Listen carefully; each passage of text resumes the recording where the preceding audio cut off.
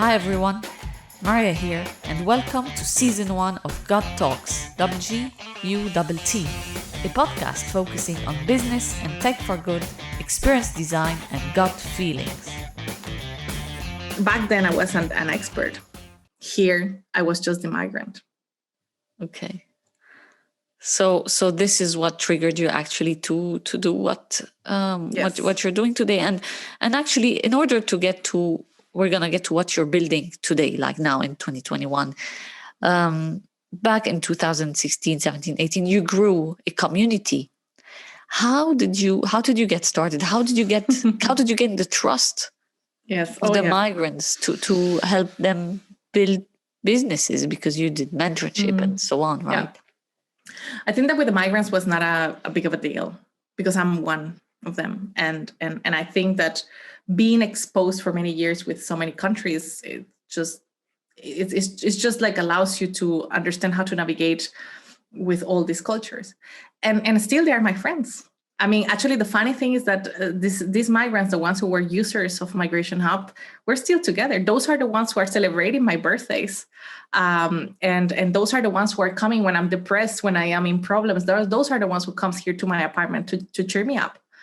And I have this amazing friend who always, when he knows when I'm down, he calls me, Habibti, be strong. Because if you're strong, we're strong. And I think that with them, it was not a problem. The problem was to get the recognition, and the problem was to get the trust from the locals and Europeans. Because for them, I was also just the migrant and the crazy woman who, she has ideas. And I remember people criticizing me at the beginning because I dressed up in a certain way. And I was like, oh my God, I remember I used to talk to my husband and say like, but I just brought these clothes from my country. People might think that I am some sort of diva and so on. But no, it's just like, this is a cultural thing, I didn't even have money to go and buy sustainable clothing or anything, it's just like, I mean, when you start something, and in my case, it was just, and doing something social, imagine, it was really hard. But the trust, it was so difficult. It was so difficult. And it took me so many years. Now I'm even invited on TV in a regular basis as the expert and to talk. And now I'm being paid now to talk, just to, give my consulting time to big corporates and so on. But at the beginning, it was really hard. It was really hard. I had many times and plenty of times. Sometimes I didn't know if it was because I was a woman or because I was a migrant. A little bit of both, definitely. But being a woman, certainly, and entrepreneurship is also a big issue. And it's a barrier that we need to dive in, and we need to openly talk about it. But I've been in situations where people used to come to my office, and then I said like, hey, can you tell your co-founder congratulations? And I was like, sorry? Yeah, your co-founder is like, yeah, but I mean, they all dropped like within the first 4 months. I was the one who ended up building the organization. And actually paying for it, because in Germany you have to pay a lot of money to build your organization or company. You need to have a capital of minimum 12,000 euros, 25,000 euros. I have to ask for this money out there, and I pay for it. I mean, paying for it still. No. And then I was like, no, dude, why you don't ask me, and why you don't congratulate me, So it's really exhausting, so many things that I went through, that at some point, Maria, if it wouldn't have been for the users and the migrants who joined and never left, they never left me. They could leave Migration Hub, but they never left me. And that's why, for me, I think it was not difficult. But then I did a lot of events. I mean, there was this strategy at the beginning. We did a lot of events. I mean, of course, right now, we couldn't last year. But we did a lot of events, and a lot of organizations, and a lot of people knows Migration Hub. A lot. Actually, we didn't even have resources back then for marketing, and everything was word of mouth. And the quality of the work that we all did together, the whole team, which I think it resembles what a migrant can do, supported with the right individuals. And I think, I mean, it was, of course, there were mistakes, and of course, there were a lot of problems that happens along the way, contracts that I shouldn't have made. But all of these things also led me to what I'm doing right now, which is basically part of the lessons learned and why I want to continue protecting migrants and especially migrant entrepreneurs. But back then, I can tell you that just guided by my guts, guided by my instinct, we did a tremendous job that we did 150, and then I stopped counting early 2019. But up until that time, we did 152 events for 4,511 people. Okay. In Berlin. In Berlin.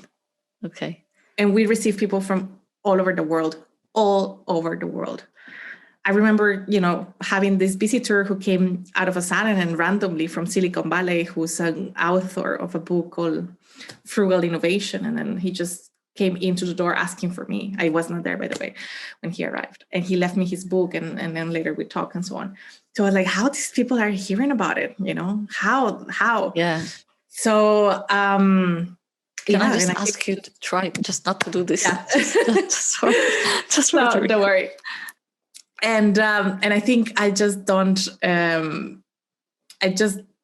know how it all happened, how many people knows about this still. And I think I will never know. I've been in situations recently where the last thing that happened to me was a year ago before the lockdown, and I was invited into a very close room with experts in the field of migration, and they brought professors from Harvard and here as well. And then we stayed there together for a week talking about things to come, because Germany passed a new migration act for the so-called skilled migrants. And then we were there a week talking, discussing, and so on. And I was just saying goodbye to everybody. And then I said goodbye to this woman who's a professor at Harvard. And she was coming only here from the United States just to these meetings. And I came to him and I said, genuinely, like, I really enjoyed the time we had this week. And I'm so grateful I met you this week.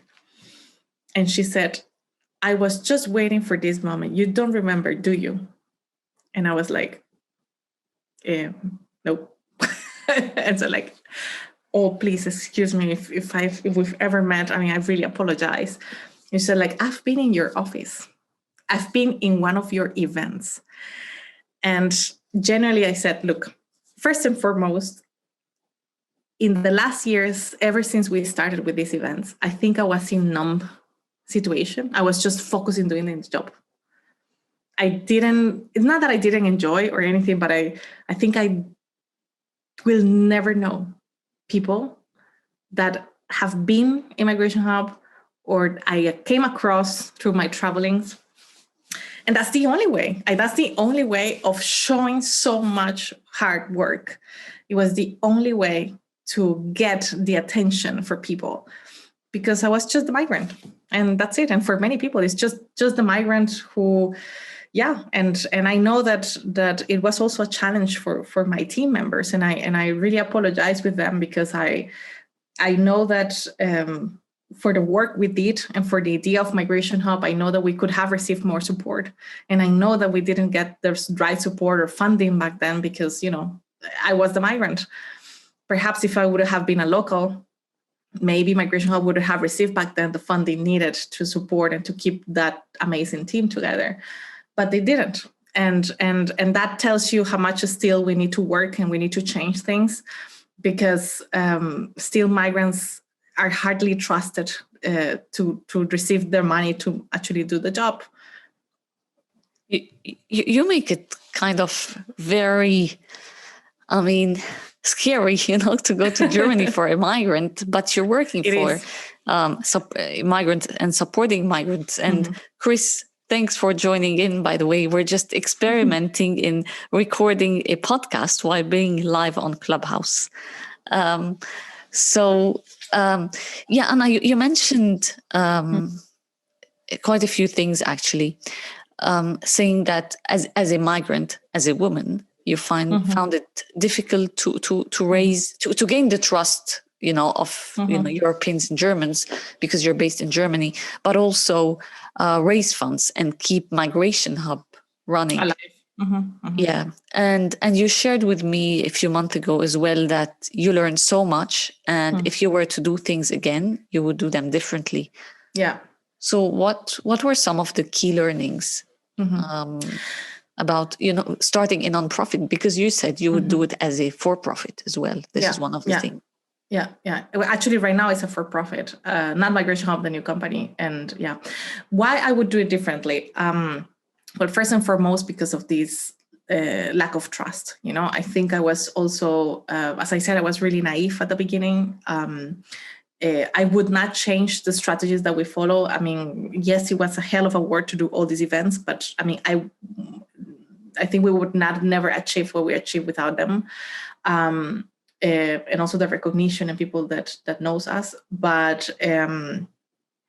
what I would do differently is for the sake of having funds. I mean, I don't want to go into details per se, but I think I would have taken my time to build a nonprofit.